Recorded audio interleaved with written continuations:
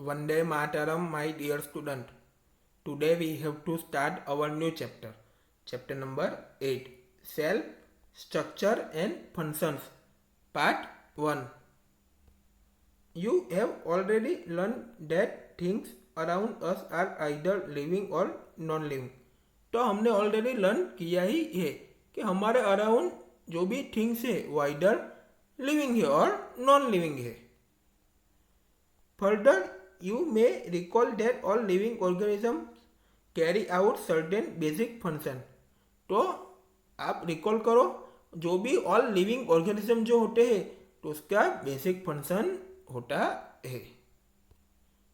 Can you list this function? तो this function का आप लिस्ट बना सकते हो. Different set of organs perform the various function you have listed. Organs का मीनिंग होता है अंगों. ऑर्गन्स से डिफरेंट सेट जो है वो वेरियस फंक्शन को परफॉर्म करते हैं तो वो भी आपने लिस्ट किया ही है. In this chapter you shall learn about the basic structural unit of an organ which is the cell. तो ये चैप्टर में हम ऑर्गन के बेसिक स्ट्रक्चरल यूनिट के बारे में लर्न करेंगे. तो उसको क्या कहते हैं? सेल कहते हैं. सेल का मीनिंग होता है कोशिका. सेल्स में बी कंपेयर टू ब्रिक्स. तो ब्रिक्स का मीनिंग होता है ईंट. सेल्स को किससे कंपेयर किया जाता है? ब्रिक्स के साथ, ईंट के साथ. Bricks are assembled to make a building. तो सब ब्रिक्स को असेंबल करते हैं तो क्या बनता है? बिल्डिंग बनता है. Similarly cells are assembled to make the body of every organism. तो सिमिलरली सेल्स को असेंबल करते हैं तो एवरी ऑर्गेनिज्म की बॉडी बनती है. New topic, discovery of the cell. Cell की खोज. Robert Hooke in 1665 observe slices of cork under a simple magnifying device. तो रॉबर्ट हुक ने 1665 में क्या ऑब्जर्व किया? कॉर्क के जो स्लाइसिस है उसको सिंपल मैग्नीफाइड डिवाइस के अंदर उसको ऑब्जर्व किया. Cork is a part of the bark of a tree. Cork जो है वो ट्री के बार्क का ही पार्ट है. ही टूक thin slices of cork and observe them under a microscope. तो उसने क्या लिया? स्लाइसिस ऑफ कॉर्क लिया और उसने माइक्रोस्कोप के अंदर उसको ऑब्जर्व किया. ही नोटिस पार्टीट्यूनेट बॉक्सेस और compartment in the cork size. Figure number 8.1. तो कॉर्क स्लाइस पे उन्होंने क्या नोटिस किया? पार्टीट्यूनेट बॉक्स और कंपार्टमेंट उन्होंने नोटिस किया. All the students look at the figure number 8.1 cork cells as observed by Robert Hooke. Robert Hooke के द्वारा जो कॉर्क सेल ऑब्जर्व किया है तो वो कैसे दिखता है वो इस फिगर में देखेंगे. तो वो इस तरीके से दिखता है. तो उसका इसे कैसे दिखता है? इस तरीके से कॉर्क सेल्स दिखता, जो सेल्स जो होता है उस तरीके दिखता है. कैसे हुआ? हनीकॉम्ब की तरह हुआ वो. This boxes appear like a honeycomb. तो ये जो बॉक्सेस हो तो कैसा लग रहा है? हनीकॉम्ब जैसा ही उसके अंदर हमने देखा है अभी फिगर में. He also noticed that one box was separated from the other by a wall or partition.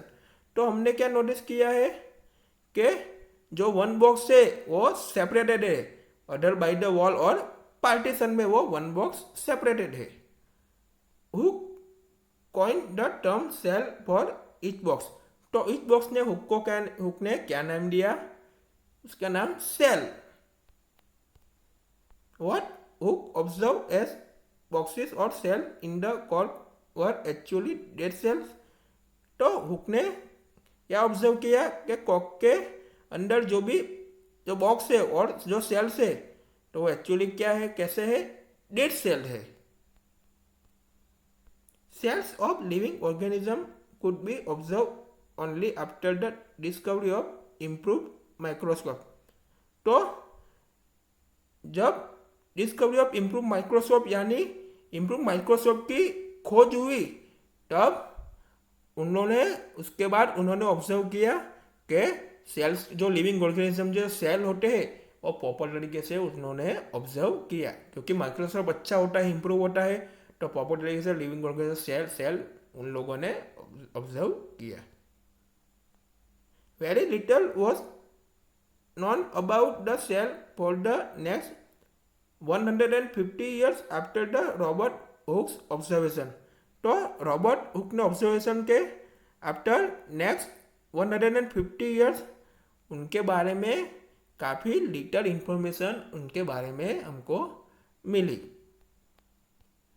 Today we know a lot about cell structure and its function because of improve microscope having high magnification. तो today यानी आज के ज़माने में तो हम जानते ही है सेल के स्ट्रक्चर के बारे में, इसके फंक्शन के बारे में, बिकॉज क्योंकि अब इम्प्रूव माइक्रोस्कोप है हैविंग द हाई मैग्निफिकेशन से, तो उसके थ्रू हम उसके सेल्स के स्ट्रक्चर एंड फंक्शन के बारे में हम जानते ही है. New topic the cell. Both bricks in a buildings and cell in the living organism are basic structural unit. Figure number 8.2 A and B. तो बिल्डिंग में ब्रिक्स एंड लिविंग ऑर्गेनिज्म जो सेल्स है तो क्या है, बेसिक स्ट्रक्चरल यूनिट है. तो figure number 8.2 A and B हम देखेंगे. All the student look at the figure number 8.2 bricks walls and onion peel. तो फिगर नंबर ए में देखेंगे ब्रिक वॉल. तो कैसे ये ब्रिक वॉल है, अब इस फिगर में देख सकते हैं. ब्रिक वॉल डेफिनेशन में देखा ही होगा. ओके. और ये बी वाला जो वो ऑनियन पील है, तो वो भी कैसे एक दूसरे के साथ होता है, तो वो भी आप ऑनियन पील का भी आप फिगर देख सकते हैं.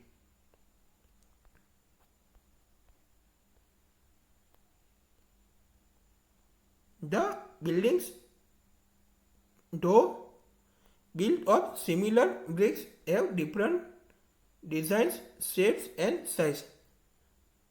तो बिल्डिंग में क्या होता है, सिमिलर ब्रिक्स होती है, सिमिलर ब्रिक्स से ही बिल्डिंग बनता है.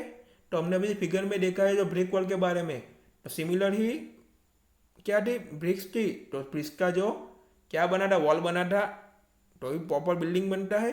तो बिल्डिंग का जो डिजाइन, शेप एंड साइज कैसा होता है, डिफरेंट होता है.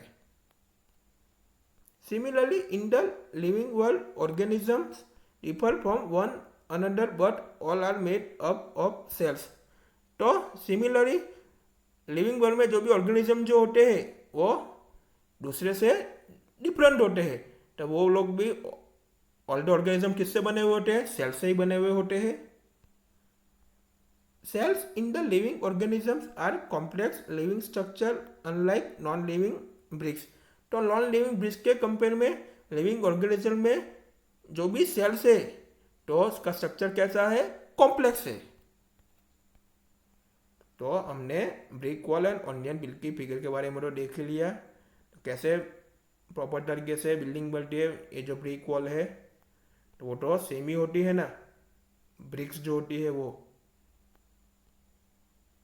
The egg of a hen represented a single cell and is big enough to be seen by the unaided eye. तो hen के जो एग है वो क्या रिप्रेजेंट करता है, वो सिंगल सेल है. तो वो कैसा है, वो उसका एक बिग है. तो अनएडेड आई से भी हम उसको देख सकते हैं. We will meet in next video.